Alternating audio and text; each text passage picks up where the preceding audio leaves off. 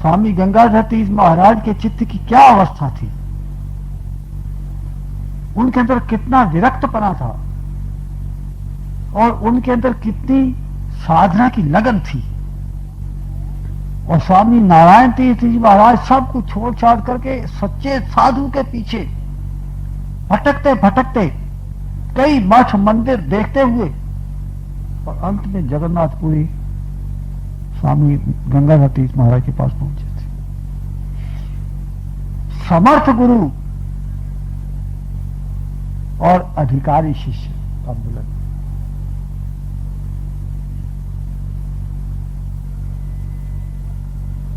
समर्थ गुरु और अधिकारी शिष्य का जब मिलन होता है, जब समर्थ गुरु के द्वारा अधिकारी शिष्य को दीक्षा दी जाती है, तो बहुत ऊंची दीक्षा होती है, शांभवी दीक्षा, शंभू की दीक्षा। एकदम से चित्त की अवस्था ऊपर उठ जाती है। स्वामी नारायण तीर्थ जी महाराज के चित्त की अवस्था एकदम ऊपर चली गई, लेकिन उस अवस्था को एकदम ऊपर उठा करके गंगाधर तीर्थ महाराज ने अपने संकल्प को फिर वापस ले लिया। जिस संकल्प के द्वारा उन्होंने उनके चित्त के अंदर गंगा को अंतर प्रवाहित किया था, उन्होंने एक रोक लगा दी इस पर। उसकी क्रियाशीलता को उन्होंने बंद कर दिया और उसको आदेश दिया कि जब तक तुम अपने कर्तव्य कर्म पूरे नहीं कर लोगे, तब तक ये बंद बना रहेगा, ये डैम रहेगा, ये प्रवाह रुका रहेगा। और जब तुम अपने कर्तव्य कर्म पूरे कर लोगे तो बांध ऐसा टूटेगा और ऐसा प्रवाहित होगा कि फिर किसी के रोके रुकेगा नहीं। और यही हुआ। स्वामी नारायण तीर्थ जी महाराज, एक समय ऐसा आया जब उनमें विरक्त भाव जागृत होना शुरू हो गया। अंतर से तो विरक्त थे ही वो, किंतु व्यवहार में भी विरक्तता उनकी उदय होनी, जागृत होनी शुरू हो गई। उन्होंने एक जगह पर कुटिया बनाई, फिर थोड़ी और जंगल के अंदर कुटिया बनाई, फिर एक श्मशान के अंदर जाके कुटिया बना ली। फिर उन्होंने अपने वस्त्र बिल्कुल धीरे धीरे सिंपल सिंपल करते करते करते करते बिल्कुल अपने आप को एक साधु की तरह नंद रंग, दाढ़ी बड़ी हुई, कोई सामान नहीं और कोई कुटिया भी नहीं, पेड़ के नीचे ऐसे ही पड़े हैं। फिर लोगों ने कहा कि महाराज एक छोटी सी कुटिया तो बना लो। तो लोगों ने छोटी सी कुटिया एक बना दी और उस कुटिया में फिर एक दिन उसमें एक छोटी सी मूर्ति काली की थी। तो काली की मूर्ति सामने रखी और वो अपनी साधना करते थे। एक दिन जो शक्ति का प्रवाह जागृत हुआ, उनकी गंगा जी अंतर की ओर जब प्रवाहित होनी शुरू हो गई,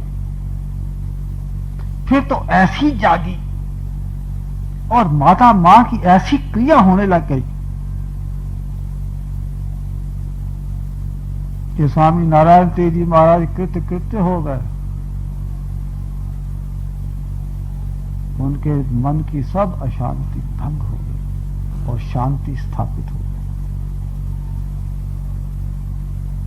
तो वो बीजारोपण, इस परंपरा के विकसित होने का जो बीज था, वो आज के दिन डाला गया था। तो स्वामी गंगाधर तीर्थ महाराज से भी हमें बहुत कुछ आदर्श के रूप में प्राप्त हो सकता है और स्वामी नारायण तीर्थ जी महाराज से भी हमें बहुत कुछ प्राप्त हो सकता है, यदि हमारा लक्ष्य उधर हो तो। अपने लक्ष्य के ऊपर आप ध्यान करो तो आपको पता लगेगा कि आपका लक्ष्य कहां है और आपको जाना कहां है। अपने लक्ष्य को धीरे धीरे करके मोड़ने का प्रयत्न करो। ऐसे जा रहे हो तो ऐसे ही मत चलते चले जाओ, थोड़ा सा रोक करके ऐसे।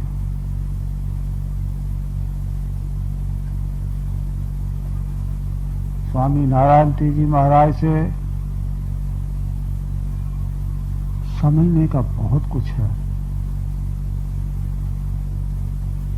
उन्होंने जो साधना की, उन्होंने जो जगत के कल्याण की भावना मन के अंदर रखी, जब उन्होंने दीक्षा देना शुरू किया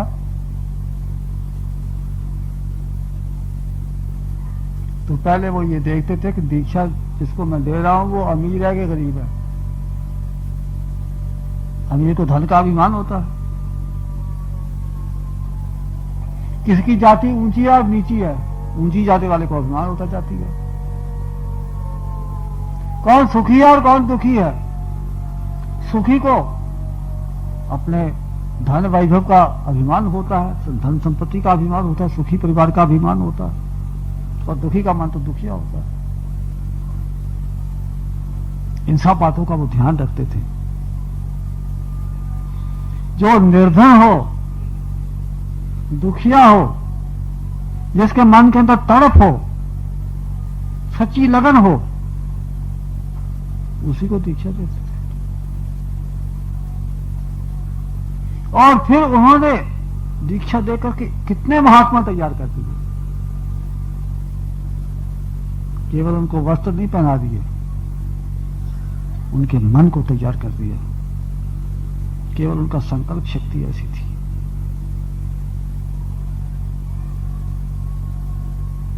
यदि आप प्रयत्न करें, अपने मन के अंदर सच्ची लगन पैदा करें और अपने आप को और अपने जीवन को इस लक्ष्य को प्राप्त करने के लिए समर्पित कर दें, तो आप में से हर एक व्यक्ति स्वामी नारायण तीर्थ बन सकता है।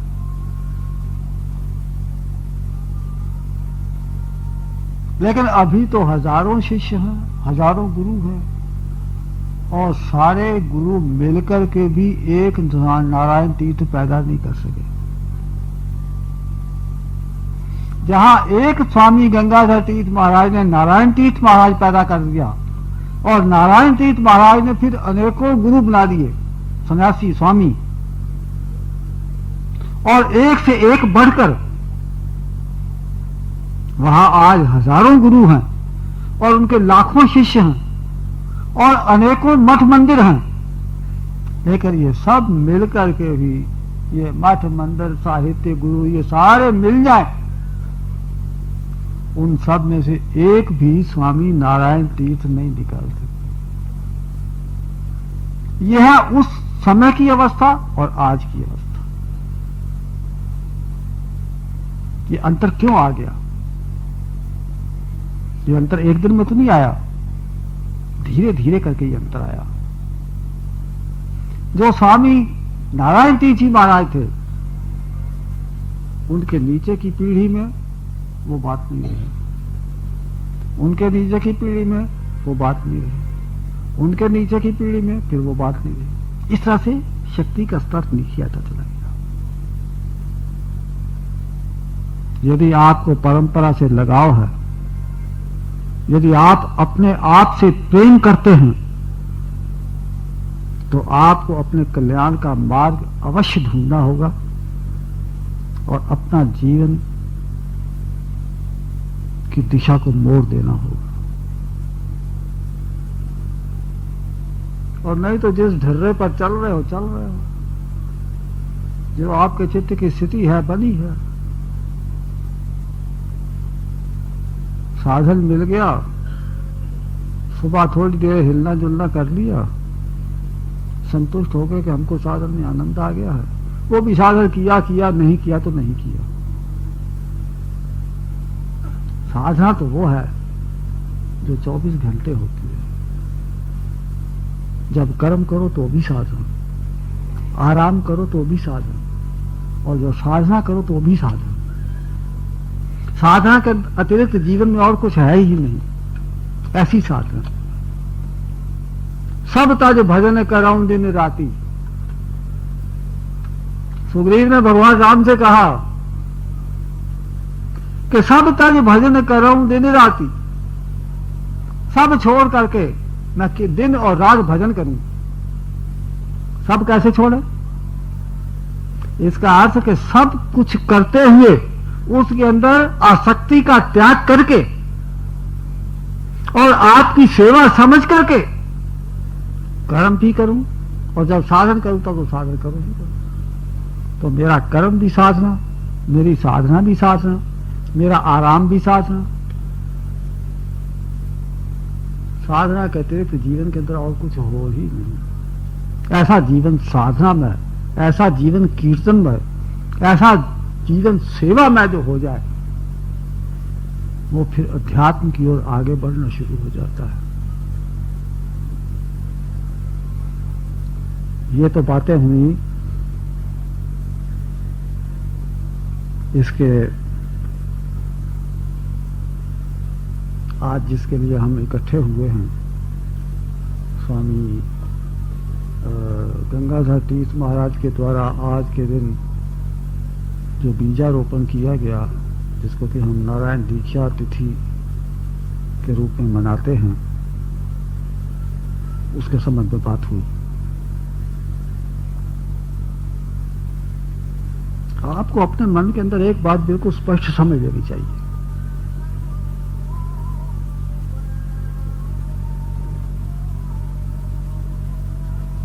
कि अध्यात्म का विषय बड़ा कठिन विषय है।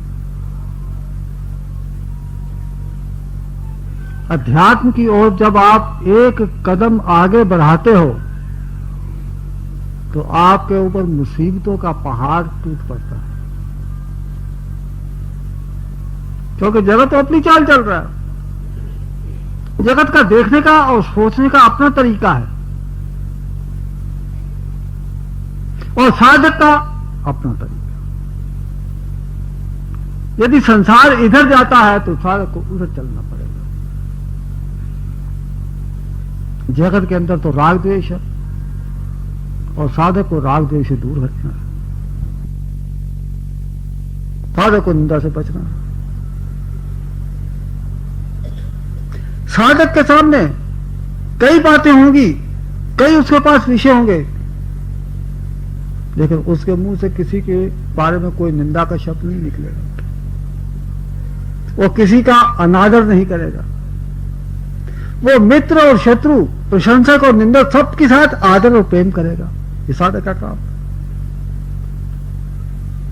तो जब आप साधक बन करके चलोगे और इस दुनिया के अंदर रहोगे, दुनिया अपनी चाल चलेगी, आप उससे उलट चलोगे, तो आपके सामने कई प्रकार की अड़चनें खड़ी होगी। ये जगत का त्याग करना बड़ा कठिन है। आप तो जगत को छोड़ना चाहोगे, जगत आपको नहीं छोड़ेगा। आप भागना चाहोगे, जगत आपकी टांग पकड़ेगा। जाते कहां भाग कर मेरे से। कितनी मुसीबतें आती हैं, इसको कोई साधक ही समझ सकता है। और यदि इसको नहीं समझता तो वो साधक नहीं। क्योंकि साधक उसके ये हो नहीं सकता कि साधक के मार्ग में कई प्रकार की अड़चनें नहीं आए। व्यवधान आते ही हैं। यदि व्यवधान नहीं आते होते तो योग दर्शन के अंदर व्यवधान दिए ही क्यों जाते? शास्त्र ये कहते क्यों कि अध्यात्म के रास्ते में बड़ी रुकावटें आती हैं? ये शास्त्र क्यों कहते? और किसी भी आप महात्मा का जीवन चरित्र पढ़ के देख लो। तुलसीदास हैं, अपने सूरदास हैं, तुकाराम हैं, नामदेव हैं, नरसिंह मेहता है, एकनाथ हैं, मीराबाई है, जितने भी भक्त हुए सबके रास्ते में रुकावटें। लेकिन उन्होंने उन रुकावटों को, उन समस्याओं को शिकायत के रूप में या गिले के रूप में अपने मुंह पर वो नहीं लाए। सबसे बड़ी बात यह है कि सब प्रकार की कठिनाइयों को सहन करते हुए भी शिकायत का एक शब्द उनके मुंह से नहीं आया। ऐसी सहनशीलता, ये जो सहनशीलता है, तितिक्षा, शंकराचार्य ने कहा सहनम सर्व दुखा नाम अप्रतिकार पूर्वकम। सभी प्रकार के दुखों को सहन करना और उनका प्रतिकार नहीं करना, उनसे बचने का उपाय नहीं करना, ये तितिक्षा की परिभाषा शंकराचार्य ने दी है कि सब प्रकार के दुखों को सहन करना किंतु उन दुखों से बचने का उपाय नहीं करना। भाई सर्दी गर्मी तो लोग सोचते हैं,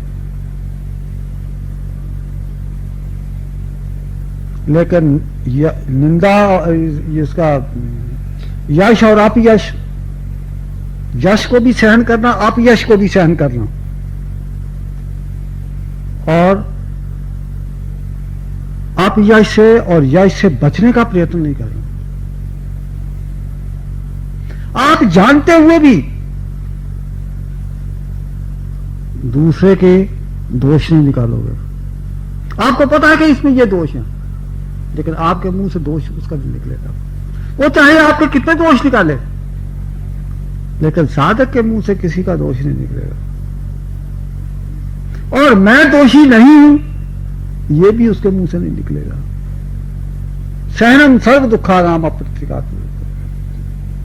ये जितने भी प्रकार के दुख हैं, इनसे बचने के लिए उनका प्रतिकार नहीं कर सकते। इतना कठिन मार्ग है। कल्पना करो, इतने कठिन रास्ते को आपने चुना है, तो उतनी गंभीरता भी चाहिए, उतनी सहनशीलता भी चाहिए, उतनी उदारता भी चाहिए, और उतना जगत के प्रति, सबके प्रति, मित्र शत्रु के प्रति, निंदक प्रशंसक के प्रति, अपने पराये के प्रति, सबके प्रति आपके मन में समान आदर और प्रेम का भाव होना चाहिए। दुनिया तो आपको इसकी कमजोरी से मानेगी, दुनिया कहेगी ये हमसे डरता है या हमसे कोई स्वार्थ होगा इसका। लेकिन साधक अपनी बात के ऊपर अडिग रहता है, अटल रहता है। उसके मुंह से कोई शिकायत नहीं निकलती, उसके मुंह से कोई सफाई नहीं निकलती, वो सब सहन करता है। इस प्रकार से आपको अपने मन को तैयार करना पड़ेगा। अपनी सहनशीलता, अपनी उदारता, मन के अंदर का प्रेम आपको विकसित करना पड़ेगा। तब जाकर के आपका स्वामी नारायण तीर्थ दीक्षा दिवस मनाना सार्थक होगा, और तब आप अध्यात्म के मार्ग पर आगे बढ़ सकोगे। और तब आपको साधना के अंदर जो प्रवेश प्राप्त होगा, वो आपकी चित्त स्थिति को बाहर की ओर से अंदर की ओर अधिकाधिक, ज्यादा से ज्यादा ऊपर, उत्तरोत्तर ऊपर उठाता चला जाएगा, बढ़ाता चला जाएगा।